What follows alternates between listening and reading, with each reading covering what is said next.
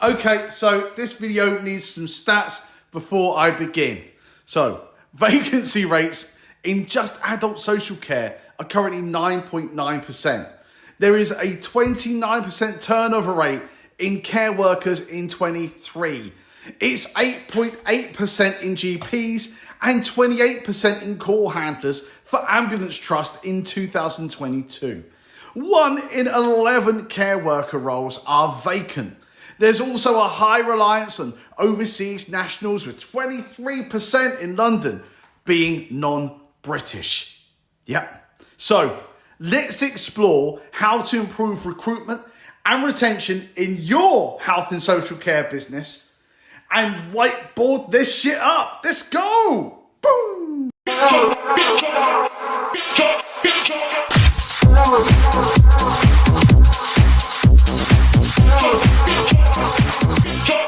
House music.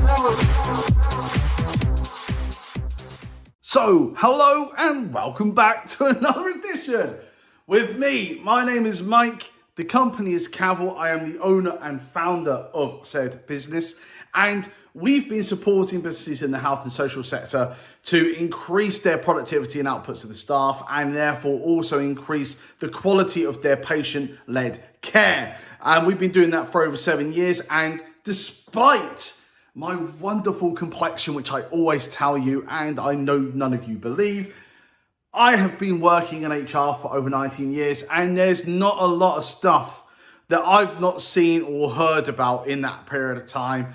But the thing that I love about the industry that I work within is that there's always copious amounts of new stuff and mess that hits the fan that you've never seen or heard of before. And therefore, for those reasons, I'm always absolutely 100% on the learning spectrum throughout this process in time.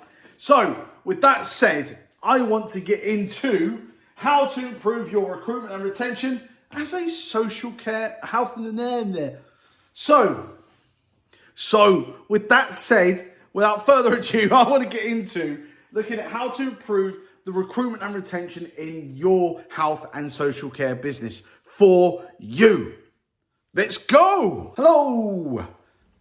So, this is not an exhaustive list, but I want to focus on 3 key areas that from experience make a lot of difference. So the first is effective onboarding. Number 1, effective onboarding. So new hires can feel overwhelmed, they can feel unsupported, or even as though they've been sold a lie.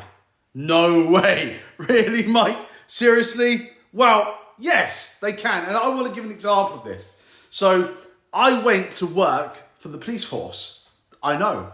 That surprised me too. But I went to work at the police force, and one of the great experiences, I loved my time at the police force, by the way.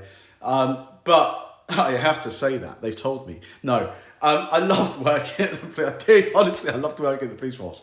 But for me, my experience of when I started there, this was if you could describe what this whole feeling about being missold a lie, this absolutely did it for me. So I was told through my interview process that I went through about all the things that were happening, the projects that I had put in place, and the team I'd be working with.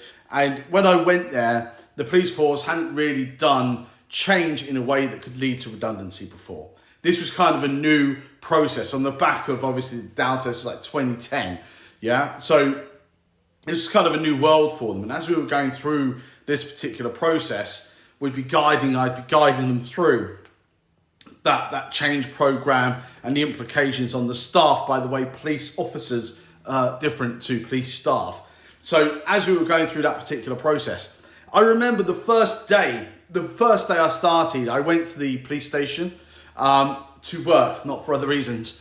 And as I got there, a lady came down, collected me, took me up, said, "This is your office, toilets down the corridor, fire escape is back the way you came, and good luck."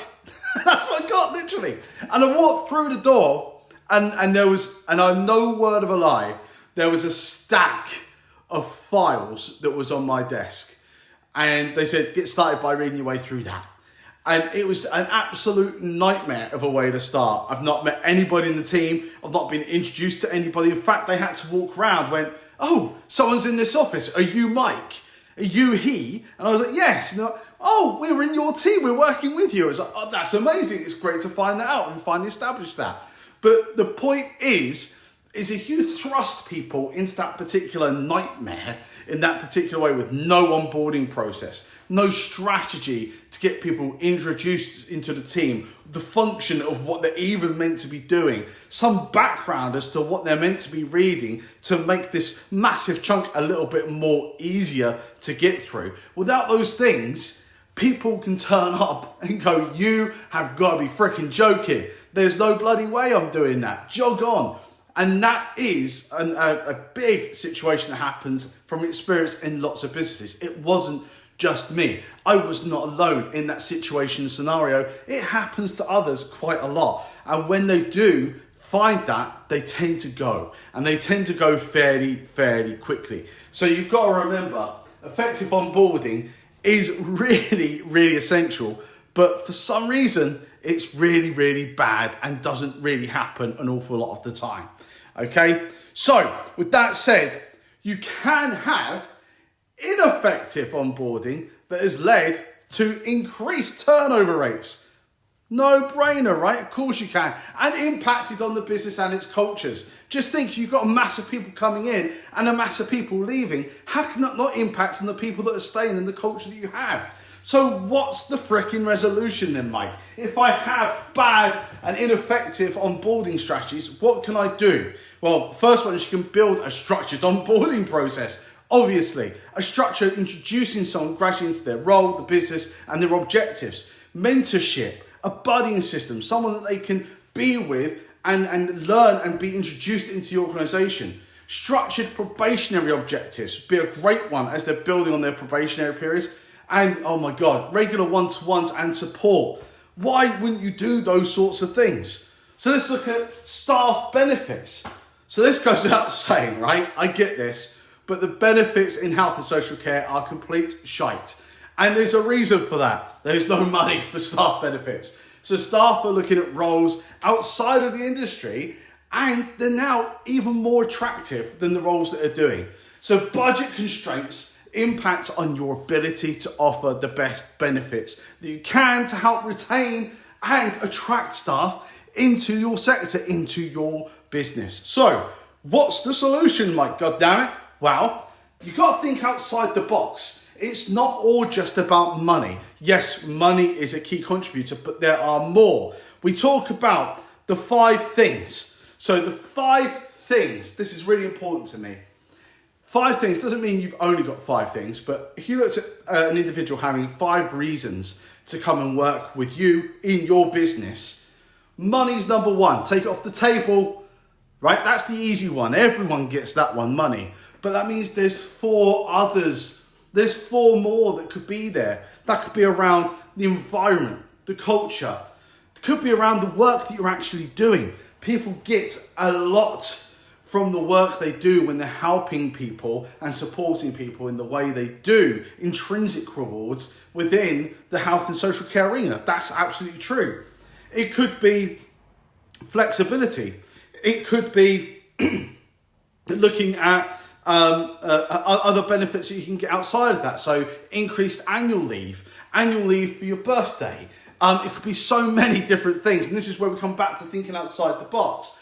But there will be more than just money that attracts somebody to come and work with you. And if you can think within your business how you can tap into those and explore even within the people within your business, other than money, why they come and work for you. And I've got to open up here and be honest.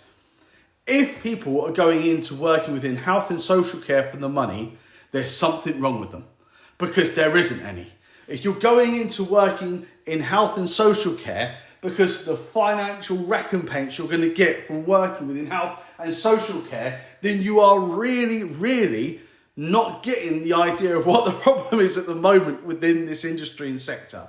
There's got to be another reason. There's got to be more than just money as a reason that's driving somebody to come and and even come to an interview with you. And it's not just about money plays a part, but if you're doing it just for the money, and if you think people are doing it just for the money, then you're really got a misconception over all of this. And you really need to think about these things. So explore what those other 4 elements could be. We want to explore that, explore the packages, explore other things that are cost neutral. Like I said about the annual leave and giving an additional annual leave, linking that to performance, that can actually be cost neutral. High performance cultures, this is our speciality. I love high performance cultures. It's the biggest one to make a difference on, and no one's focusing on it. So almost an unenviable task, I'll get it there in a minute, due to the work pressures and the environments that we're in, looking at burnout, high stress, high turnover. This is going to be really hard to ensure that we keep high performance. So what's the resolution? Create clear values and visions for your team. Values and visions, they are the 2 strong pillars that underpin everything when it comes to your people in your business. Build stronger career pathways. How many of us have no pathways for people to progress through whilst they're employed with you? Engage with staff and create more inclusiveness. That's essential. You're not talking to the people, you're not engaging with them, you're not bringing them into the fold. You're all in this together. You're all in it together, man. So if you can't create that inclusiveness and that culture of inclusivity, you're onto a downer straight away. And the other key thing with high performance cultures, everybody, every business, and I'm not just talking about health and social care for a second here, every single business up and down the land will want the best and the strongest performing people within their business. Fact, and you're no different. But here's the problem. If you do not have a high performance culture in your organization, and by the way, high performance is not dirty here, right? And a lot of people get hung up on that. It's not. This is not dirty. This increases your patient-led care. That makes you a better business. So if you so happen to not have a high performance culture in your business, but you stumble across an individual through a recruitment process that actually is a high performance person, and you also manage to get them into your business. So there's a lot of ifs here, right? I'm working with some hypotheticals. But if you did, they will not stay. They will not stay in your business. And here's the reason why. Have you ever worked somewhere or been somewhere and you go there and you think, and you look around and you think, all these other people are arse clowns. Nobody seems to know what they're doing. That person's doing that wrong. What the hell's going on over there? And you see that there's this just culture of things that are just wrong, endemically wrong within this business. You're not going to stick around. You're not going to put yourself and lower yourself down to those standards and levels. You're going to go, and you'll go fairly quickly. And that's what tends to happen. You want high performance people and you want to create a high performance culture, but you can't do it unless you have high performance people and a high performance culture in your business. And a lot of us, quite frankly, and I'm just being honest from experience, we don't, which is why this is our speciality in our jam. That's why it is, because we know that's the area we can make the biggest amount of difference to this whole conundrum around recruitment and retention. Is creating better, more high-performing cultures to attract more high-performing people. There is a shortage. We've already established that at the very beginning here. There is a shortage of people for the posts and the vacancies within the industry. There are more people leaving as well every day that goes by to work at supermarkets and other places because it ends up being better for them, more attractive. And we want to make sure that out of that small amount of people for your business, we are able to attract the highest performing ones because they'll want to come and work with you in a high performing culture. And that doesn't happen overnight. So I just want to say thank you very much for your time. Hopefully this is a bit of a shorter video to some of the other ones. And by the way, if you're listening on the podcast, please flip over and have a look at the video as well. Not as many notes on this one as a previous video just recently done, but I just want to say thank you. Thank you so much for sticking through until this point in time. If you have found this at all as a smattering of interest and intrigue to yourself and would like to learn potentially more about us and how we can help and support you, there is a link in the description. Go ahead and click on the link.